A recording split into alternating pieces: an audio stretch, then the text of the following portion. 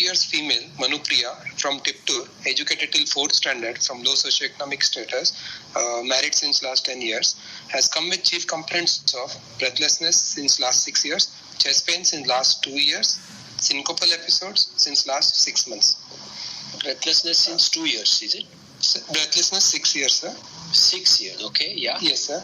Chest pain since 2 years. Okay, 2 years and syncopal episodes since last 6 months. Okay, fine.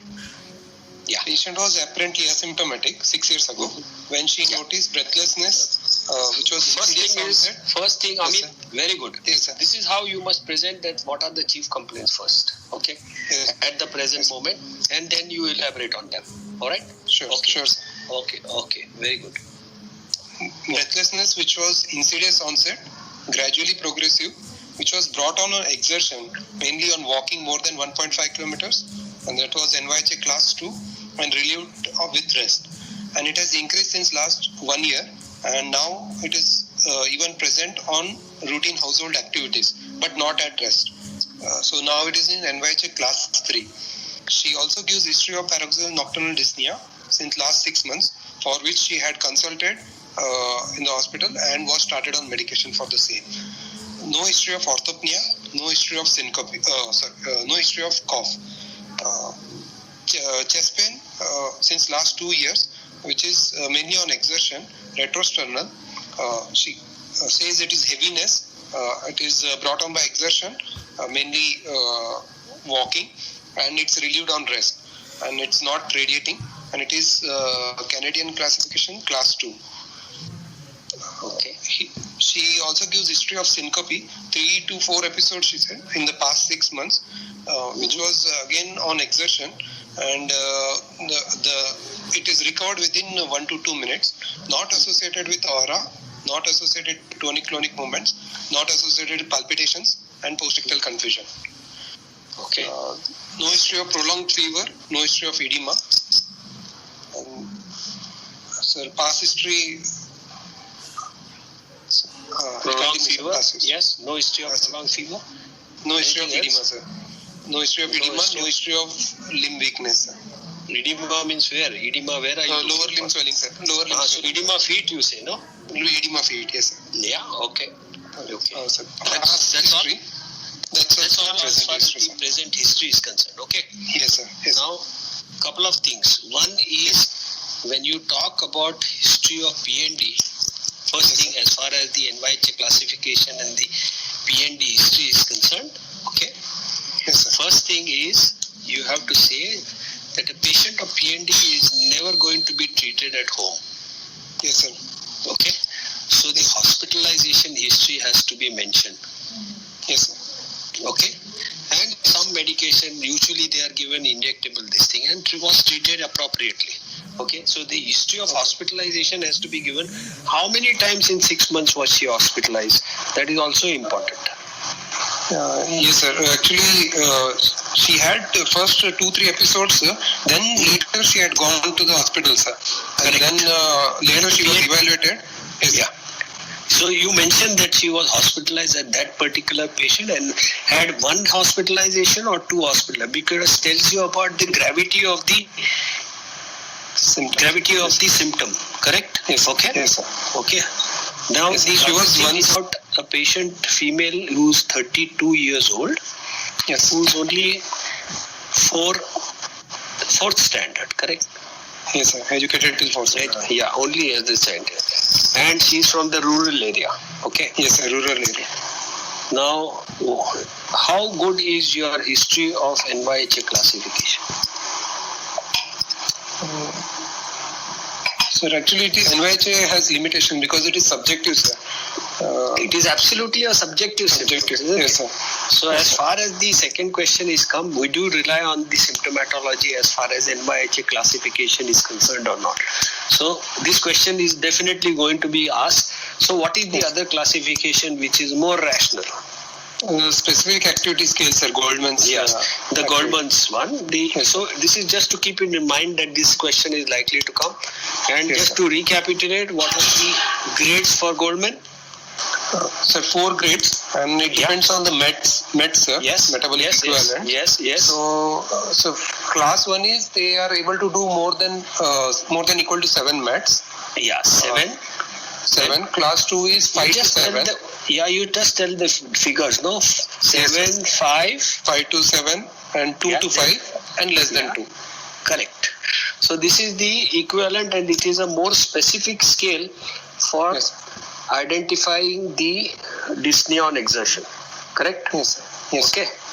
The other thing is, as far as this is history is concerned, now when you talk about no history of orthopnea, at that place you are talking about orthopnea. I am not interested in cough or anything. I know that the patient is going to have cough at the time when the patient first initially presents with PND. Okay? Yes, sir. Yes. Right? In that situation, PND. So I am not interested. With the history of pure orthopnea, I would also like to know whether the patient in that category whether the patient has got signs and symptoms of congestive heart failure. So edema of feet with that is going to be an important relevant thing which you have to add there. You spoke about edema of feet later on. Yes, no, later on. It has to come first with the history of PND. You understand? Because the importance of that is going to remain with this particular symptom. Sure. Okay? Okay. The third thing is your history of chest pain. Yes. When you say that there is a chest pain, when you are elaborating on that, the best thing is to say whether this is a chest pain which is angina, or it is angina-like chest pain, or it is non-anginal pain. 3 categories, correct? Yes, sir. Non-anginal, angina-like, and angina. And angina. Yes, sir. What is the classification of that? Yes, sir. She is actually angina, sir. What are the 3 factors which are taken into consideration to say that it is angina? Sir, character of the pain, then precipitating factor, and relieving factor, sir. 3 things. Correct. Yeah, 3 things, and the relieving factors.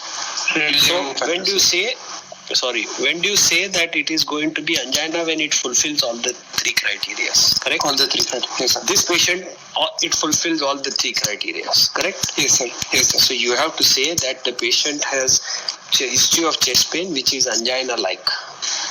So what you are trying to do is to invite questions for which you are ready. Sure, sir.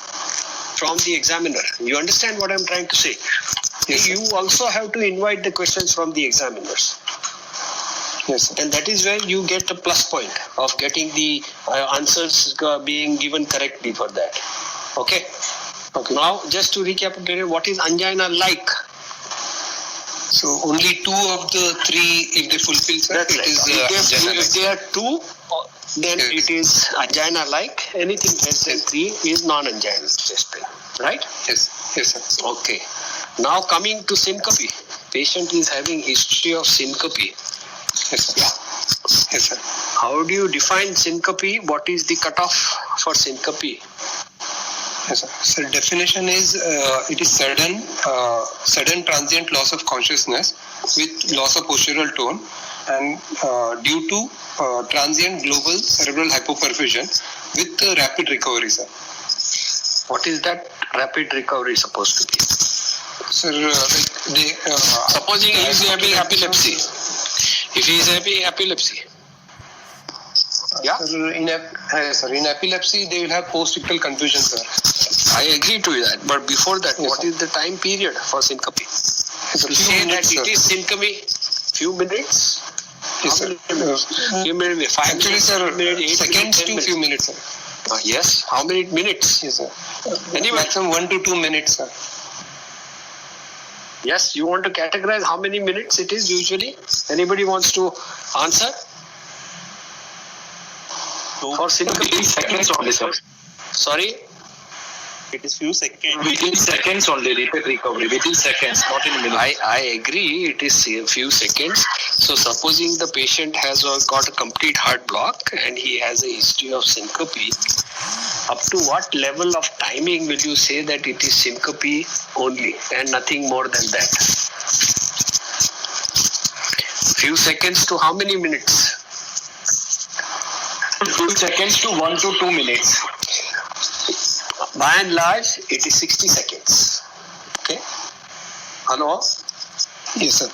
Yeah, by and large, it is 60 seconds, but can be extended to up to 2 minutes. But usually it is unconsciousness, which is usually for a period of about 60 seconds, extended up to about 2 minutes. That is 120 seconds. Okay. Yes, sir. Specific, without any confusion, by and large. Yes, sir. Okay. Now, if you have a patient who has got history of, say, maybe complete heart block or a heart block, okay, sometimes they tend to have some post-syncopial confusion also, okay, but by and large, it should not be associated any confusion post this particular episode. Yeah. Yes, sir. Yes, sir. Okay. Now, when you talk about the syncope, you have to mention whether the syncope is non-exertional or exertional. Sir, I mentioned, sir, it was brought on exertion, sir. Okay. It is. This is one factor. The second thing is whether it is associated with palpitation or not. Hello. Yes, sir. We associated with no palpitations or not? Yeah. So you have to specify those things. Syncope which was precipitated by exertion and not associated with any palpitations. Okay. And recovery was fast, and there was no episode of any head injury or any other injury to her during that. Okay. Okay. Fine. And then you said that there is no history of prolonged fever in this patient. Yeah. Okay. Yes, sir. Yes, sir. And no history suggestive, which you said here, that no history of edema feet. So you can again emphasize that there is no history of any congestive heart failure in this patient. Correct? Right heart failure. Yes, sir.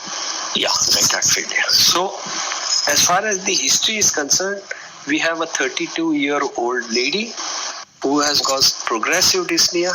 She's got history of chest pain, and she's got history of syncope. Correct? Yes, sir. Okay. So what are the possibilities which will come to your mind? First thing. Sir, See, I am looking at for possibilities from my side. yes. Yeah, very good. First is LVOT obstruction, sir. Correct? Yes, sir. Okay, very good. Okay. Now, when we talk about the LVOT obstructions, yeah, Yes. what are the possibilities you are thinking about as far as LVOT obstruction is concerned in this lady, Sir, in this one patient of is yours? dynamic is possible, sir. Like HOCM, sir. Okay, Because dynamic breathlessness is LV there for outflow 6 years. obstruction. Yes, sir. Okay, very good. And And so fixed, we could think, but 6 years of dyspnea usually is against the aortic stenosis, sir, valvular aortic stenosis against it. So that was the second differential I would have thought of. okay, fine. Now, as far as your differential diagnosis from the history is concerned, when you talk about dynamic LV obstruction, LV outflow obstruction, what is the incidence as far as male to female is concerned for HOCM? Sir, actually it is equal distribution, sir, for male and female, sir. How much is the equal distribution? It is slightly more predominant in males. Slightly predominant in males, sir. Yeah, it is 3:2 for males. Okay, sir. Yeah. First thing. Okay. The second thing is, as far as dyspnea on exertion is concerned, in LV outflow obstruction, which is dynamic, okay, Yes, sir. what is the cause of the dyspnea on exertion in these patients? Sir, it will be the raised LVDP, which will lead to increased pulmonary capillary wedge pressure and pulmonary venous hypertension. That leads to dyspnea, sir. Yeah, very good. So it is usually the LV end diastolic pressure which tends to remain high, and that is why when I was emphasizing, when you otherwise also talk for this history of syncope, your history of NYHA classification also, I am coming back to your history point, what you have to speak about. Yes, sir. is the history of any arrhythmia occurring there. You understand? Yes, sir. Because if the LV outflow obstruction situations, one condition which will suddenly aggravate the situation is atrial fibrillation. Atrial fibrillation. Yes, sir. Okay. So when you talk about this particular, when you have thought about your differential diagnosis, you come back and then ask whether the patient had any episode when she had this history of PND, whether it was precipitated by any arrhythmia or not. Okay. Which is very, very important as far as the history is concerned. Correct? Yes, sir. Now, these histories of LV outflow obstruction can be precipitated by two arrhythmias. One is the atrial arrhythmia, the second is the ventricular arrhythmia. Ventricular tachyarrhythmia. Yes, sir. Yeah, tachyarrhythmia. Yes, sir. Okay. So, more important is atrial arrhythmias. If the atrial arrhythmias is lost in either of the two, dynamic as well as fixed, there is sudden aggravation of the symptomatology. Yes. Okay.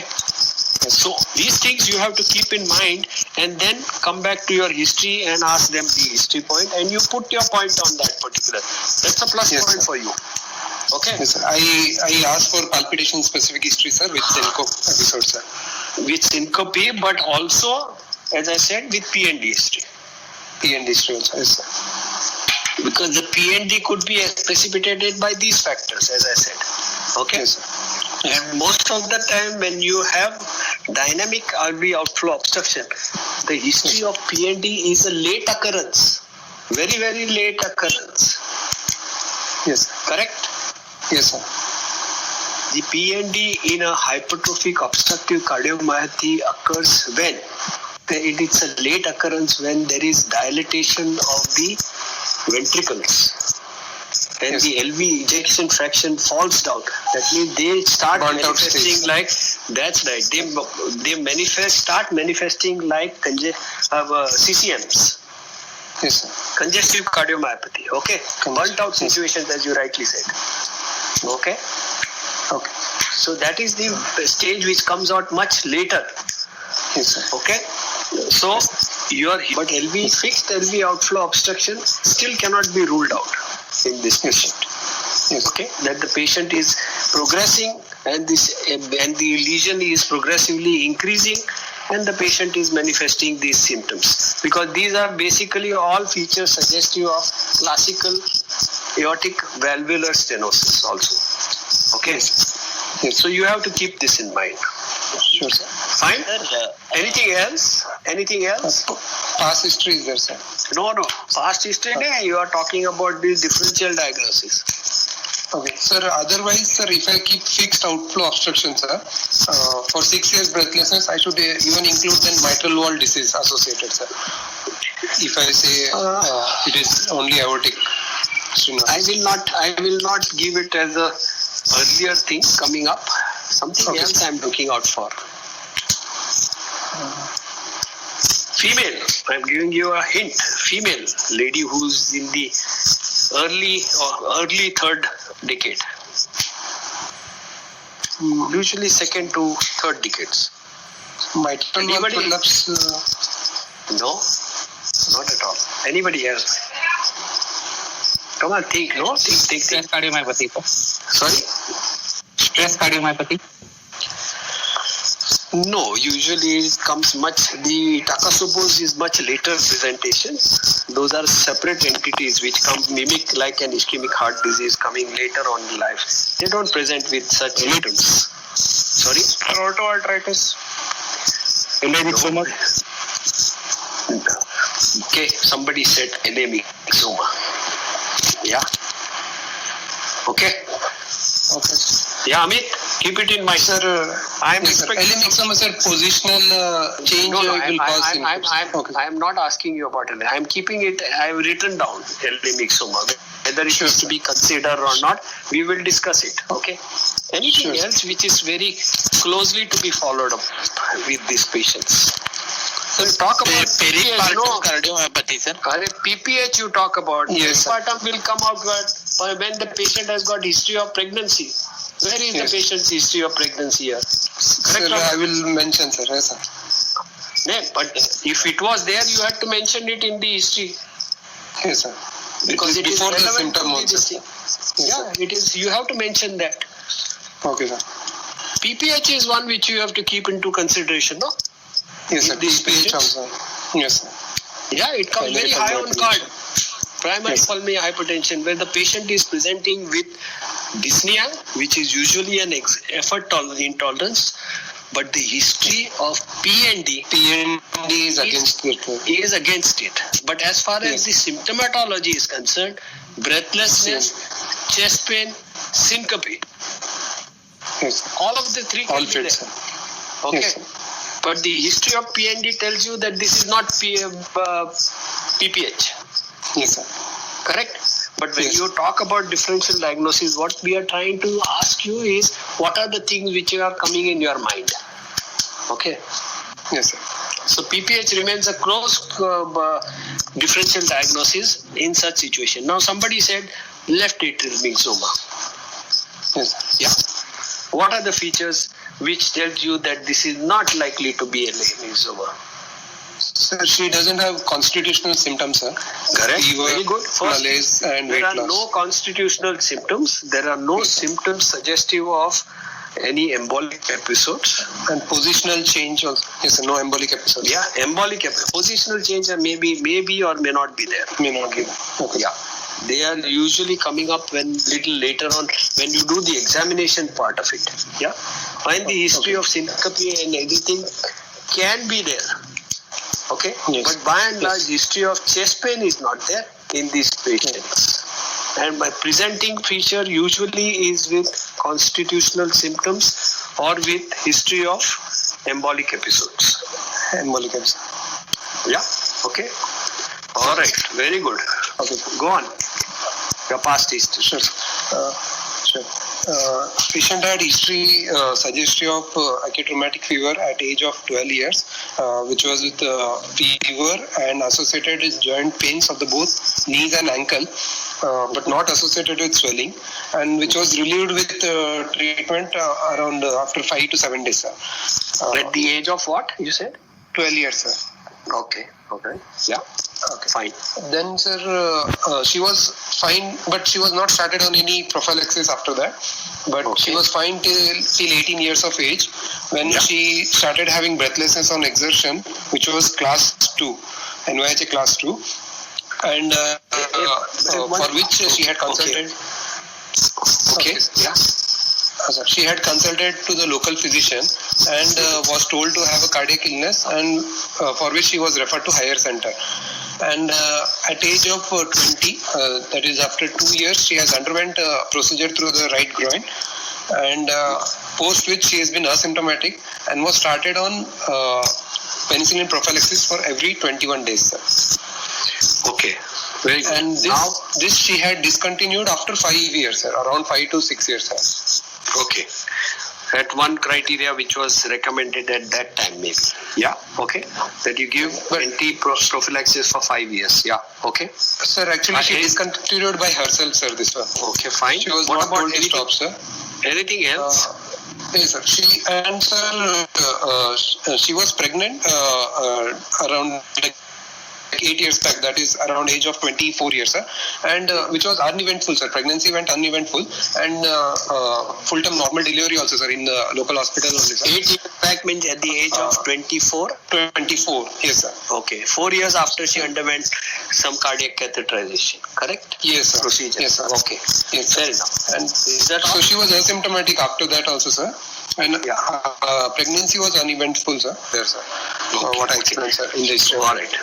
Okay. That means the present symptoms coming up little later are the chest pain and the Yes. syncope and her Yes. history of PND. Okay. PND, sir. Yes, sir. So now, as far as your history is concerned, chief complaints module you have analyzed, you come to a Yes. diagnosis of LV outflow obstruction. Now, after your past history, would you like to modify your history? I mean, your differential diagnosis. Yes, sir. So I would like to keep even mitral valve disease also, sir, along with the aortic valve disease. Why mitral valve disease? Means you talk about specific disease. No, Mitral stenosis, sir. Mitral stenosis. correct. Mitral stenosis. Mitral Why do you want to beat around the bush here? Sure. Sir. Yeah, the patient has You have got a patient who has got history of rheumatic fever at the age of 12 years, where she took some treatment, then she stopped, and then at the age of 20, when she became when she became symptomatic, she underwent some intervention. Correct? Yes, sir. Yes, sir. Correct or not?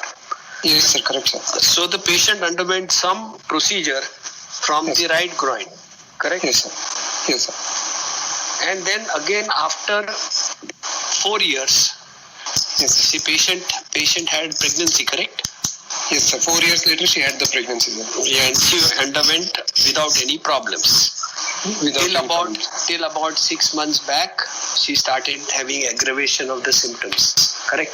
Yes, yes, sir. So you know what is the procedure which has been done for her.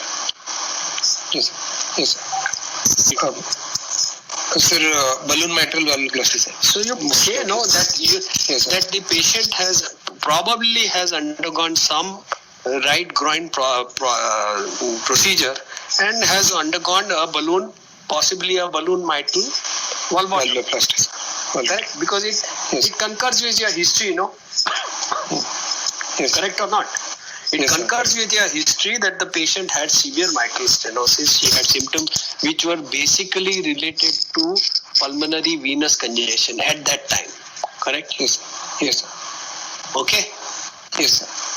And then now he is presenting with has been taken care of, and the patient underwent an unprecedented or unwarranted any problems as far as the history is concerned from the age of 24 till about the age of 30. Correct? 30. Approximately. Yes, sir. Yes, sir. Okay. Yes, She underwent pregnancy also. she underwent pregnancy also. Correct. That means pregnancy means she had almost practically asymptomatic. Yes, sir. Correct or not? So now Yes, sir, as correct. far as history is concerned, you tell me patient has undergone mitral valvotomy, Yes, sir.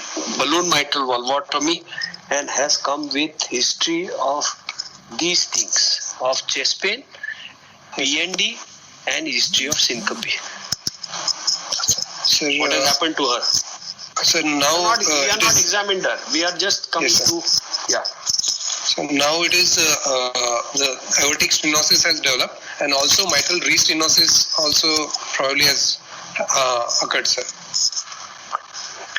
Very It is good. different. Yes. See, very good.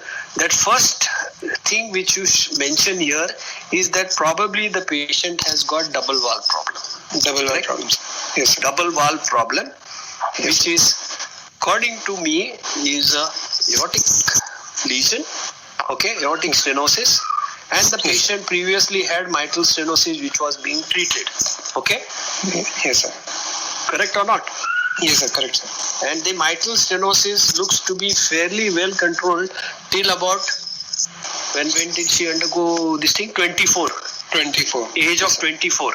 And she 8 remained years, till 8 years asymptomatic, ago. almost asymptomatic. That means the mitral balloon valvotomy has given her a good result, and now it is a progression of the other lesion which is giving her symptoms.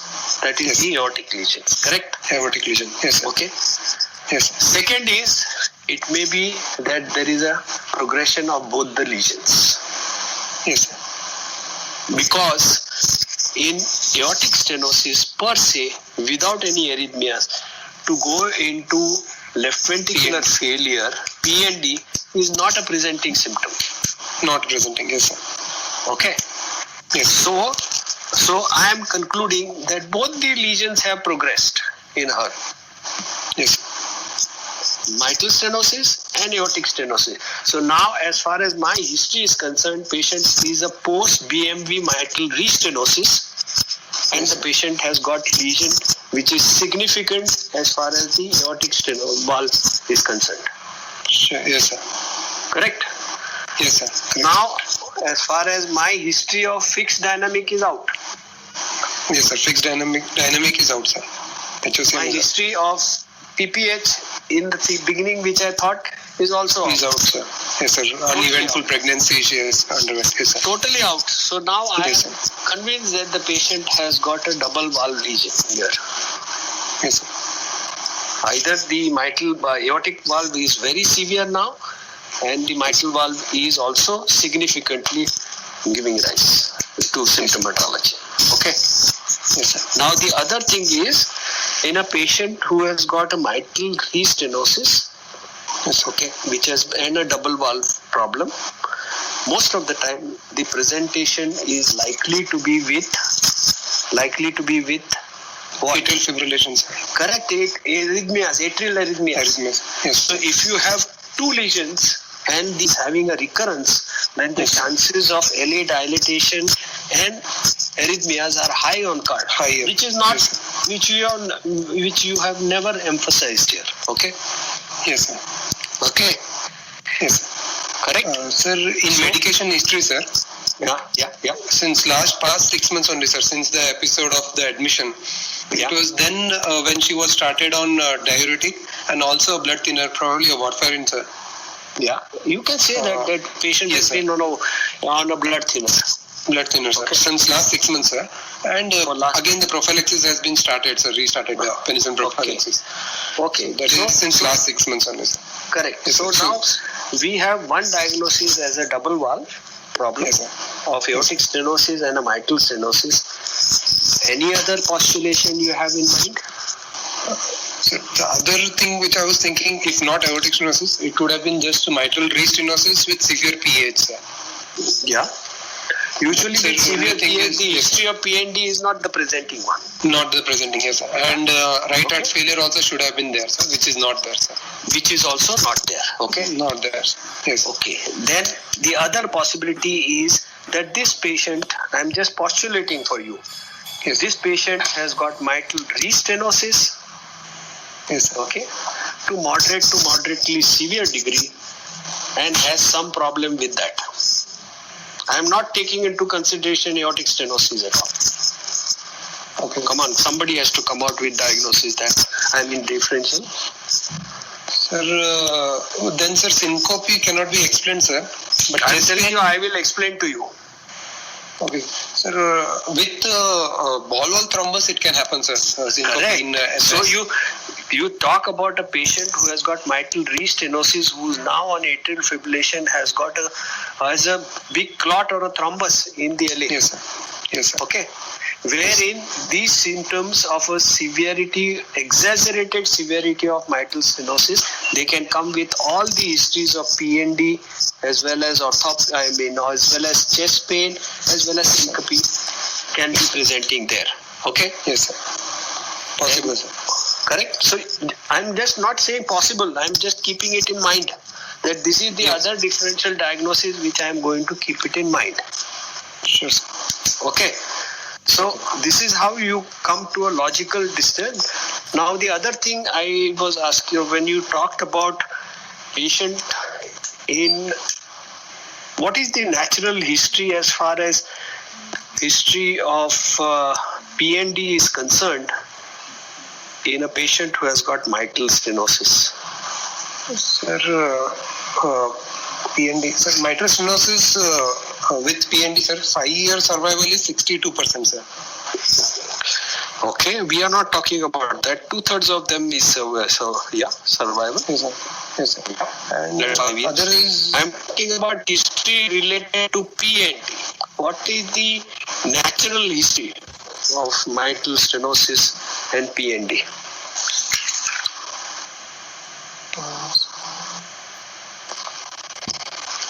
This is one question will be always asked. Initially, it will be episodic during the episodes of atrial fibrillation. Later on, It all depends on the severity or progression of the disease of mitral stenosis. Yeah? If the severity of mitral stenosis is rapid without giving time for the LA to dilate, okay, that means the LA compliance is still not very good, okay, then the LA remains the normal size, the severity of mitral stenosis comes in, and the patient starts getting symptoms of PND, correct? PND. Okay. Yeah. Okay, sir. So what happens later on over the course? What is the natural history of mitral stenosis? Come on, this must have been talked about, explained to you. Yes, sir. That symptom Okay, I progression will from tell you. class 2. Yes, sir. I will tell you. Okay. Patients with severe mitral stenosis presents with PND as a natural history to begin with. Then the PND totally disappears. Okay. Okay. Then the patient starts presenting with low output symptoms. Okay. Because of PH, And then second later on- stenosis. Yes. And then later on, the patient again presents with PND. This is the natural history of a severe mitral stenosis who has continued to live for a longer period of time without having other issues. Okay. Okay. So one of the history is that the patient presents with PND. The PND then disappears to reappear again. Okay. Why does that happen? Sir, the reappearance is because of the atrial arrhythmia, sir, again. No. Because of the disappearance is in the chronicity, usually because of the Disappearance. sir. The disappearance is mainly because of two factors. One is the establishment of pulmonary arterial hypertension. Okay, because of the chronic blood back pressure, pulmonary venous back pressure, there is pulmonary arterial hypertension, and maybe having organic changes in the pulmonary vasculature, which limits the blood coming to the pulmonary venous system. Okay, or the LA. Yes. Correct. Okay, Yes, sir. that is one reason. The second thing is because of chronic interstitial edema in these patients, the lymphatics gets very well developed. Yes, sir, well developed. Okay, very well developed. So Yes. over the course of time, these things gets absorbed by the lymphatics. All right. Yes, sir. But as the pulmonary vascular resistance goes on increasing, the blood flow goes on decreasing further and further, the interstitial edema also starts disappearing. Yes. Okay. Now this is, as I said, is because of the pulmonary arterial hypertension and the well-developed lymphatic systems. Okay. Yes, sir. So the moment the patient starts having signs of right-sided failure because of the pulmonary hypertension, the lymphatic system gets hampered. Where ultimately the lymphatics comes into the venous system, correct? Yes, sir, venous system. Yeah, they come into the venous system. So the Yes. moment they start going into right-sided failure and the venous pressure starts increasing, well, that means, in other words, they start having symptoms which are suggestive of orthopnea and features suggestive of congestive heart failure, is the time when the patient may also present with PND. Okay. Okay. Okay. So the natural history of mitral stenosis severity is PND, disappearance, again to occur later in life. Okay, sir. Okay. Hand in hand with the progression of the pulmonary, with the progression of the stenotic lesion. Okay. Okay, sir. All right. So we have two diagnoses in mind. One is what? Your Mitral double wall? Double wall or mitral stenosis with LA thrombus, sir. Correct. Okay. Or a ball valve thrombus, basically. Ball Yeah. valve thrombus. Okay. Yes, sir. Go. General examination. Positive findings only. Positive Sure, sir, findings. positive. Quickly, because Okay. I have to go in another 15 minutes. Yeah. Sure, sir. Pulse rate 92 beats per minute. 92, sir. Yeah. Okay. Irregular, sir. Low volume. Yeah. Apex pulse deficit is 12 beats per minute, and there is bilateral carotid thrill, sir. Before. But what about the blood pressure? Yes, sir. Blood pressure 106 by 70, sir. 106 by 70. Yes, sir. So pulse pressure is 36. 36, sir. So normal, Okay. sir, actually, pulse pressure.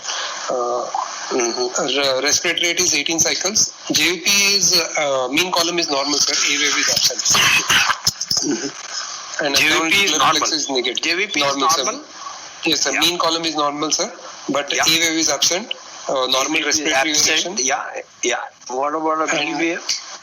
B wave is prominent, sir. Like because sir, AV is absent, only one positive wave is seen, sir. Clearly. So V wave is present. Okay. Yeah. Present. Very good. Sir, general exemption, no other positive findings, sir, other than this. Okay. No other feature. Okay. I'm not going to go elaborate on that. Okay. Couple of things. First, in a patient who has got atrial fibrillation, okay. Yes, sir. How are you going to talk about the blood pressure of that patient? Sir, it should be average of 3 readings, sir. Okay. 3 reading means supine position. Patient is in standing position. Or No, sir. Same position, sir. So you have to say that, no? Yes, sir. In the patient Average of lying 3 down readings, or sir. whatever In it may line be. down. Yeah. Yeah. Yes, sir. Average of 3 readings. Correct. Yes, sir. Okay. So you have taken the average of 3 readings in your. Yes, sir. Average of 3 reading, but sir, that point and all decimal, sir, I just omitted, sir. I just roughly kept it this much, sir. 106 by 70, sir. 106 by 70. All right. Okay. So Amit, you are Yes, sir. talking about a patient where you have at the back of your mind, the patient has got stenotic lesion which is very, very significant. Whether it is a single valve or a double valve, I don't know. We have still not come to the final conclusion. Correct? Yes, yes, sir. And you are talking about pulse pressure which is 36. Yes, sir. Yeah. Yes, sir. So what are the things you have to analyzing to keep in your mind when you are supposing you are going to defend yourself as far as these 2 lesions or 1 lesion is there which is stenotic and the pulse pressure is about 36, which is it is almost normal or on the higher side of normal, correct or not? Yes, sir. Like normal, sir. Yes, sir. Normally in a patient who has got aortic stenosis, what is the Should be pulse? low pressure, sir. What is it described as? Sir, pulses parvus et tardus, sir. Okay, pulses parvus et tardus. Okay, what is the pulses parvus et tardus? What is it like? What do you, Sir, when you draw it, what is it like? sir, slow rising and late peaking and the low Yeah. volume, sir. Correct. Slow wave rising and late peaking. That is pulses parvus et tardus. Yes, sir. Now you tell me, why does it happen? Because of the prolonged ejection, because of the aortic stenosis, sir. No. What is the etiology of a patient who has got aortic stenosis of pulses parvus et tardus? Reduced rate of rise of pulse. See, when you have you must remember that when you describe a pulse, the pulse has got 2 fractions in it. First one is the what? What wave? The first Percussion one wave and yes, percussion wave, sir. and the second one is Tidal wave, sir. correct, tidal wave. Now, when you have the left ventricular ejection which occurs, Yes, it usually reflects the percussion wave. yes, sir. You understand? Yes, sir. So the first part of the pulse is usually determined by the left ventricular outflow. Yes, sir. Okay? Yes, sir. Which in a case of aortic stenosis is hampered. Correct or not? Yes, sir. It is reduced, So sir. it's a slow rising pulse. Yes, sir. Okay. And then you get a tidal minute. Yes, sir. Why does it happen? Because of the continued ejection and plus the reflected waves, both together they form the peak. Because the pulmonary, the aortic, the systemic vasculature Yes. resistance increases in these patients. Okay? Okay. And that is why tidal waves are basically the reflected waves of the ejection which occurs. Correct? Okay, sir. In a pulse, in a normal pulse. So you get a pulse which is percussion which is more prominent, and then the tidal wave which is a small thing, because the percussion, the tidal waves are a reflection coming from the periphery. Now in aortic stenosis, because of the low output syndrome, vasculature is in a constant phase of vasoconstriction. So SVR is significantly increased in patients who have got severe. Okay. And that is why you get a pulsus parvus et tardus. The reflected wave is much more prominent than the percussion wave. Okay. Okay. Okay, sir. So this is the pulsus parvus et tardus in the patient who has got aortic stenosis. Now you have got a patient, you are thinking in terms of an LV outflow obstruction, and has got a patient who has got a pulse pressure which is quite good. Yes. So what are you thinking in?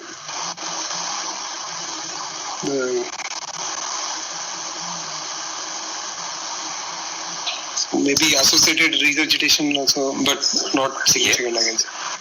Oh yes, you are talking about the dominant lesion here is the stenotic lesion, but patient may be having an associated regurgitation, aortic regurgitation.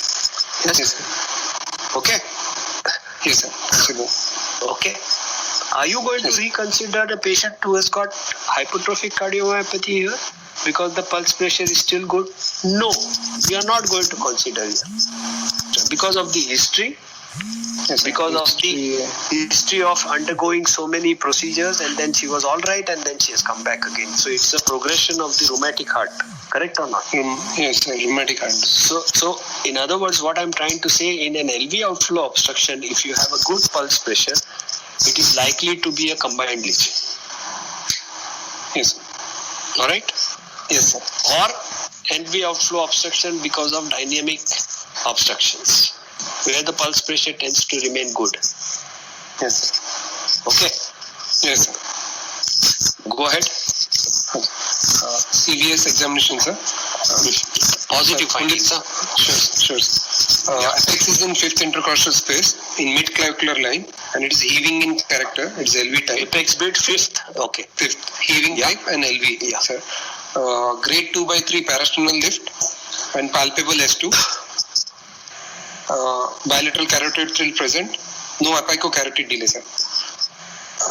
Percussion. Sorry. S2 palpable. Yeah. Then S2 palpable, bilateral carotid thrill, and no apicocarotid delay, sir. And in percussion, sir, left second space is resonant, sir. Second intercostal space, left side, sir, resonant, sir. Okay. Yeah. Auscultation, sir. S1 is variable and loud. Okay. Yeah. S2 is narrow split. Before that, Okay. here in this situation, you, as far as the percussion is concerned, you have to make a mention of what is the right side. Sir, right border is retrosternal, sir. There is no dullness. Why did I ask you that? Sir, because we are thinking of AR, if you are thinking, sir, dilatation. No, forget about PSAR. I am talking about something else. You are talking about a palpable second heart sound. Okay, sir. Dilated R is, sir. No. Because you are talking about a palpable second heart sound, you are giving an impression to me that this is a diastolic shock, correct? So PH is a presence of a PH. There is a severe PH, correct? You are talking about grade 2 parasternal heave, correct or not? Yes, sir. So dilated RA. You are talking about an V wave which is prominent in the JVP. Yes, sir. So what do I expect? That the RA dilated is also, RA. Yeah. So you have to think when you talk. So this is an important thing at percussion, to know whether the RA border is increased or not, or perceivable or not. So you have to specifically mention whether you find or not. Okay, sir. That you So look right for border it. is That means- retrosternal. Yes. Okay. Yes, sir. Very good. Go. Sure, sir. Auscultation, S1 is variable and loud. S2 is narrow split with loud P2, sir. It is. Yeah. S1 is variable and loud. Yeah. S2 is S2 narrow split, sir, with loud P2, sir. okay. Opening snap is there, sir, present at the apex. But, sir, A2OS interval is wide. Okay. Sir, no S3, no S4. There is a MDM at apex, which is grade 3, low pitch rough rumbling. It is best heard in the left lateral position with the bell of stethoscope, and it is better heard in the long RR cycle length, sir. Okay. No presystolic accentuation, sir. Okay. There is a ejection systolic murmur of grade 3/6 at right second intercostal space, mixed frequency. It's a harsh crescendo decrescendo murmur, sir, with late peaking, conducted to both the carotids. Again, it is longer in the long RR cycle, sir, length, sir. And yes, sir. What about phase of respiration? Sir, at the end expirations are better heard, sir. Both of them. Yes, sir. Even MDM and ejection, sir. Systolic murmur, sir. Yeah. Anything else? Sir, at apex, there was just paransystolic murmur of grade 2/6, sir. High pitched blowing, sir. Which was best heard in the left lateral position, radiating to axilla, sir. At end expiration, sir. Again. Okay. No variation with cycle length, sir. Okay. So Best that's heard all, sir. in expiration again. Yes, sir. End expiration best heard, and in left lateral position, and it's just 2/6, sir. So not much, sir. Okay. Anything else? No, sir. No other. I look for even pansystolic murmur at lower sternal border. It was. I'm not interested in pansystolic murmur. When you talk about an ESM, what is the other thing you would like to look for? EDM, sir. Yeah, EDM. One is EDM. Yes, sir. Yes, sir. Because as we discussed, the pulse pressure is quite good. Yeah. Yes, sir. So, are you emphasizing that you heard Sir, the patient in the herbs area Sitting and basically? leaning position, Yeah, sir. leaning Yes, sir. I forward looked for it. The end expiration, still you are not able to hear it. Important No, sir, I didn't negative hear, sir. finding. Okay. Yes, sir. Important negative finding. No EDM in spite of auscultating in expiration and in Sitting and leaning forward position. leaning forward position. The other thing is, what about ejection click? Sir, no click, sir. No adults on the didn't hear, sir. No click No in click. this patient. Okay. Okay. All right. Yes, sir. Other systems were normal, sir. All of them are normal. Normal, sir. Respiratory What normal. did you look for per abdomen. basically? Sir, per abdomen hepatomegaly should look for, sir. That which was not there, sir. And respiratory for bilateral trains. And hepatomegaly and Ascites, sir. Free fluid, sir. hepatojugular reflux. Yes, sir. That in JUK I mentioned, sir, actually. Yeah, you mentioned that. Negative. Yes, sir. I mentioned, sir, with JUK, sir. Okay. Yeah. Okay. So it has to be mentioned here that there is no HJ reflux in this patient. Okay. Okay. Now, before you come to a diagnosis, Yes, sir. what is the Wheels index? Wheels index. Wheels. WEIL. Wheels index. Not heard, sir. Sorry. Okay. Anybody has heard about the Wheels index? No, I think nobody has heard about any Wheels index. Sir, Okay. I'll find out, sir. Okay. No, I will tell you. What is the what is S1 minus E2OS interval. Very good. Who's that? Sir, Dr. Chintan, sir. Chintan. Very good. Now, there are two factors as far as phonocardiography is concerned which determine the severity of mitral stenosis on the basis of the opening snap. Okay. Of the opening snap, correct? Okay. Okay. One is what? The S2OS interval.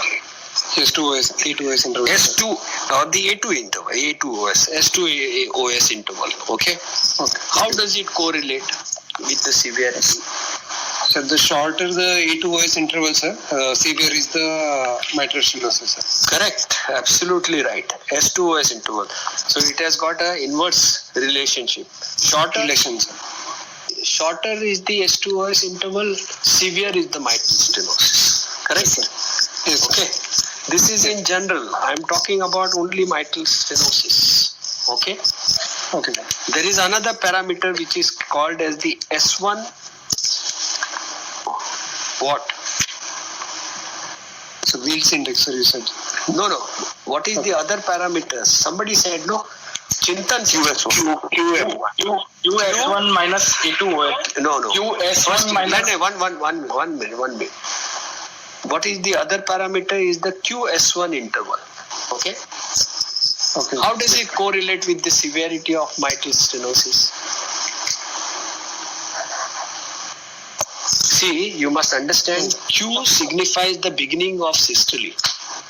Okay.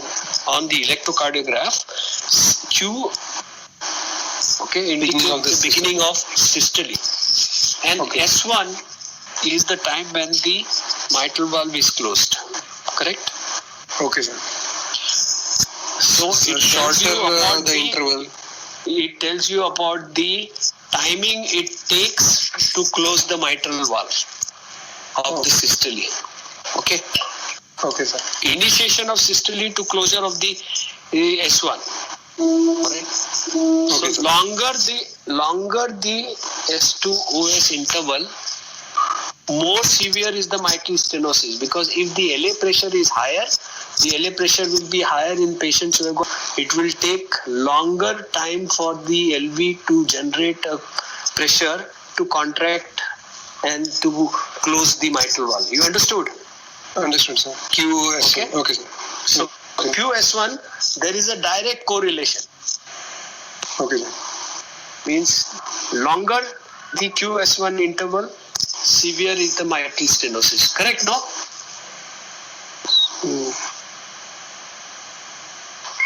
Yes, sir. You understood, no? From the beginning, initiation of the systole, what happens with the initiation of the systole? It starts generating pressure in the left ventricle. Okay? Once the pressure in the left ventricle, isovolemic, when it goes beyond the level of the LA pressure, then the mitral valve will close. Isn't it? Yes, sir.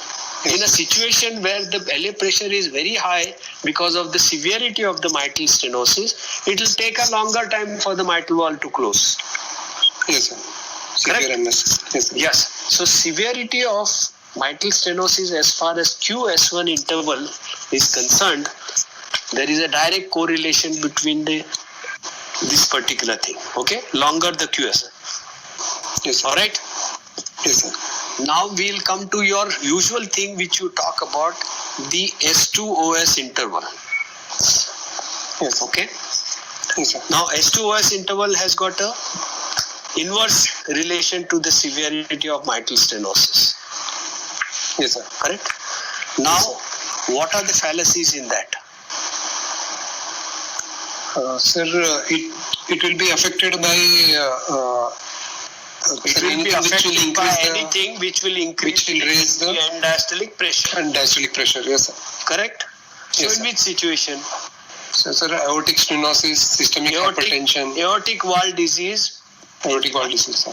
or systemic hypertension or LV dysfunction or LV dysfunction. or Sir, old age and bradycardia. no. Aortic valve disease, systemic hypertension, LV dysfunction, left bundle branch block. LV. Okay, sir. All these things come together. So the correlation of S2-S1 interval will be fallacious in the presence of these three or four entities. Yes, sir. Okay? Vis-a-vis, when you take into consideration the QS1 interval, okay, Okay, sir. again it will be fallacious as far as these factors are concerned. That means aortic regurgitation, then patients of systemic hypertension, left ventricular dysfunction or LVBP. In which situation it will be fallaciously affecting the QS1 interval.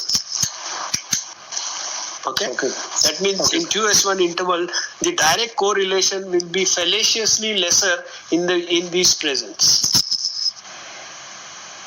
So that is why they came out with the Wheel's index, which was by Wheel, wherein it is a subsection of the what?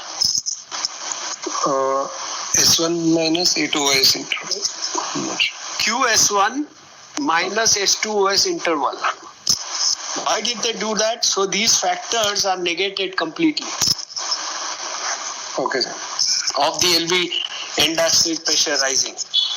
And that is the Wheels index, which is now nobody talks about this because these were fluorocardiac. But somebody who might ask you, so you must little know about these things. Okay, Sure. that is Sure. the Wheels index. The You can find out. QS1 interval minus the S2OS interval. Okay. Okay, sir. So the absolute values you may know or you may not know. So now we come to, you said there is no PSM in this patient. In a patient who has got, as per your thing, has got significant mitral restenosis, correct? Yes, sir. Significant mitral restenosis, Because the patient has got PH and MDM, PH MDM. and an MDM, PND. correct or not? And you Yes. said that the patient does not have presystolic accentuation. Does not have. Yes, sir. What is the generation of presystolic accentuation? Sir, it's because of the late diastolic increase in pressure, sir. Persisting pressure, high LA pressures in the late diastolic, sir. Correct. One time they were accepting that the atrial contraction is a factor which is responsible for the PSM. Yes, sir. But it's Okay, not. but it is not accepted now. Yes, sir. Okay. Because in AF also we can get, sir. Yes, in echocardiographically it is not accepted now. That the PSM is entirely because of the continuous pressure gradient from the LA to the LV in the face of a closing mitral valve. Yes, sir. You understood? Yes, sir. Yes, sir. So it has got nothing with the atrial fibrillation. So PSM is also seen in patients who have got atrial fibrillation, mitral stenosis. All right. Yes, sir. So by and large, if you have a severe mitral stenosis, okay, Yes. don't make Yes. that comment that I don't find the PSM. Yes, sir. Okay, sir. Okay. Okay, sir. Now, if you want to be certain as far as the PSM is concerned, what would you do?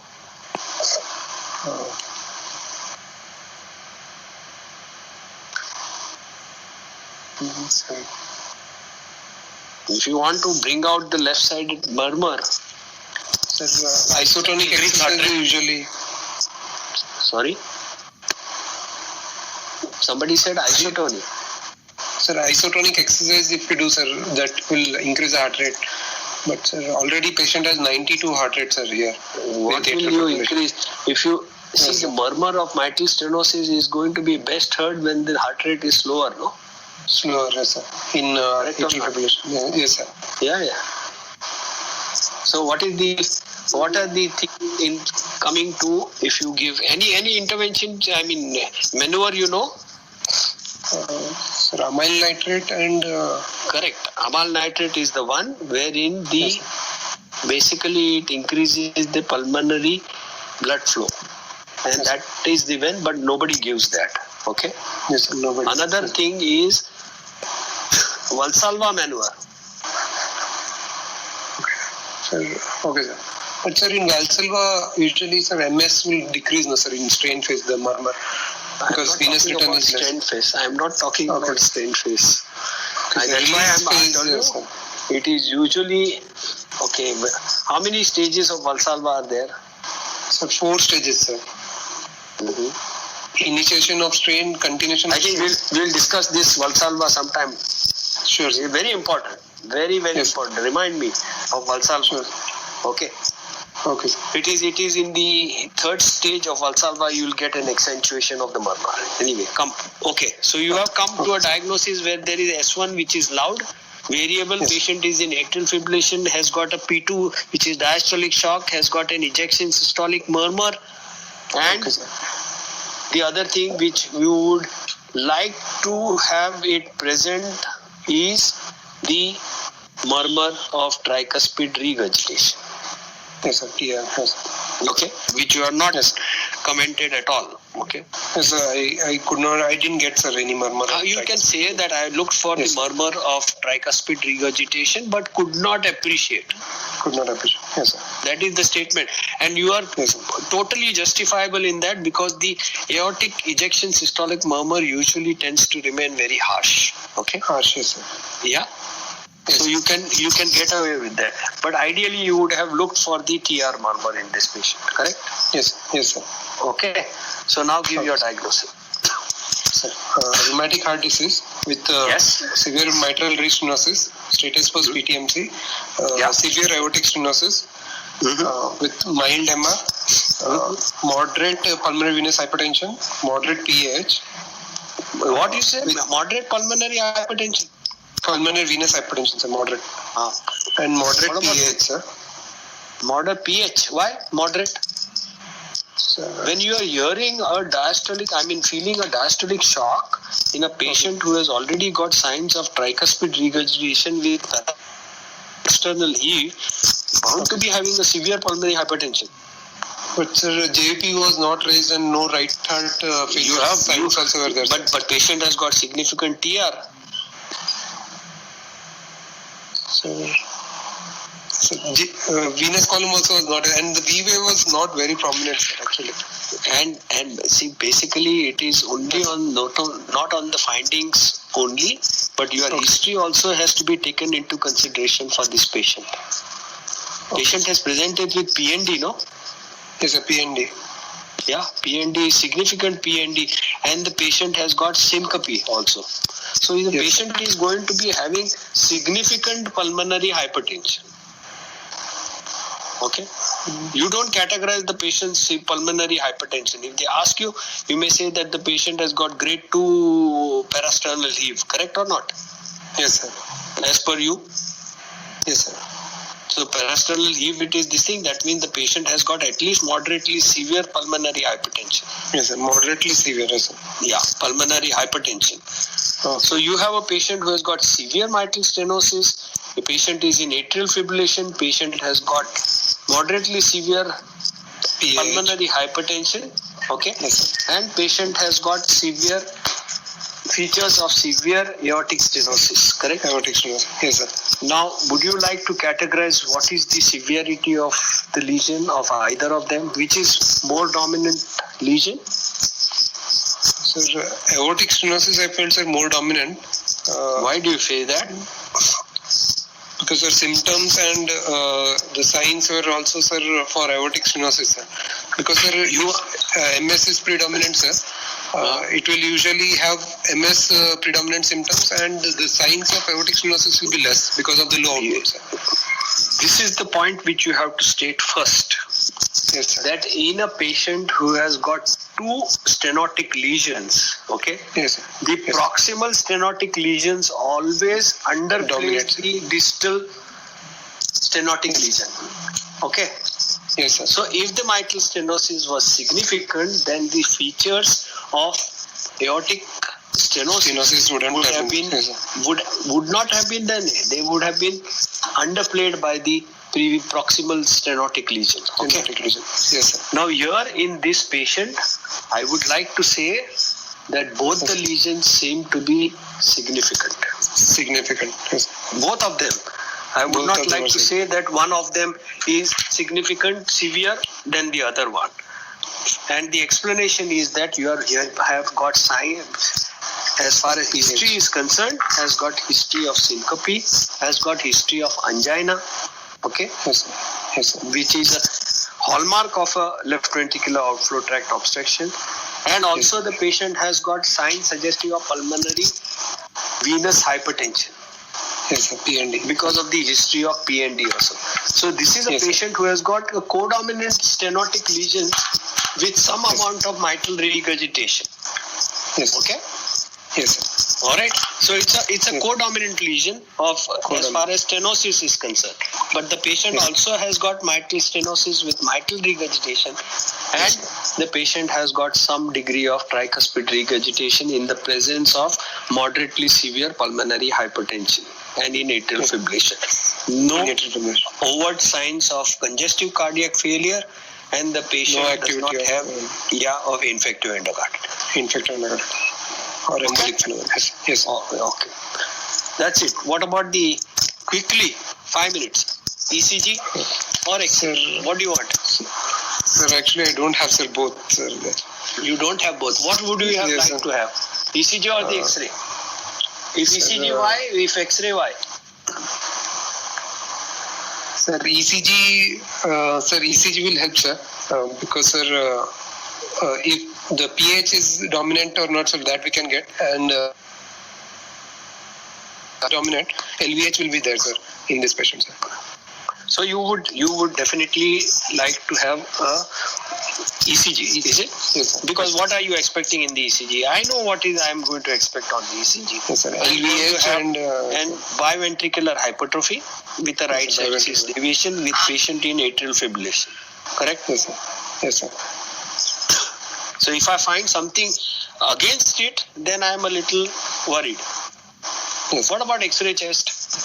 X-ray chest, left atrial enlargement, and apex will be, sir, LV. Sir, actually, apex can be indeterminate, sir, because RV and LV both are dominant, sir. So